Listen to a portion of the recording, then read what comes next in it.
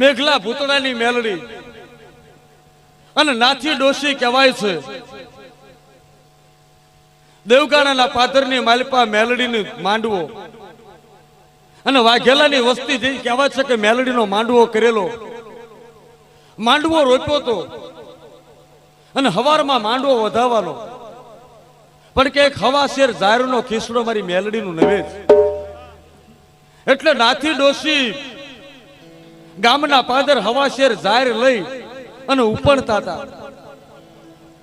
એમાં ગામની માલપા વાઘરીએ માંડવો નાખ્યો હતો અને વાઘરીની માતાને હાથ બોકડા દેવાના. એટલે 7-8 વાઘરી કહેવા છે કે બોકડા લઈને દેવગાણાના પાદરમાંથી નીકળ્યા. ઈ હાથ બોકડાને વાળી નાથી ડોશી એટલું બોલ્યા વાઘરીને કે બોકડા ક્યાંથી લાવ્યા? એટલે એક વાઘરી નાથી ડોશીને ગાળ બોલ્યો કે તારી જાતની અભાગણી ડોશી, મારી મેલડીના બોકડા અભડાવ્યા, મારી મેલડીના બોકડાને તે ટપોર્યા, મારી મેલડી બોકડો જમશે નહીં, મારી દેવના બોકડાને લદાવ્યા તે. આમ કરી અને નાથી ડોશીને પરોણાનો ઠોહો માર્યો. પણ તાતો નાથી ડોશીને મેઘલા ભૂતળાની મેલડી ચાલુ થઈ ગઈ કે ભલામાના તમારા વાઘરીના કુબામાં મેલડી અને મારી મેઘલાની મેલડી ખોટી પડે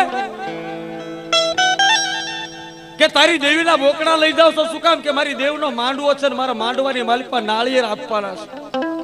તો સાંભળ મારી મેઘલાની મેલડીનો બોલ કે નાથી ડોશી જો હાથા અંતરથી મેલડીનો ખીસડો ઉપણવા આવી હોય તો દેવગાણાના તળાવની પાળ વટી જાય ને તો તારી મેલડીના બોકડા, અને જો દેવગાણાના તળાવની પાળની આનપા જો હાથે બોકડા મરી જાય ને તો માંજક મેઘલાની મેલડી લીધા હતા ભાઈ.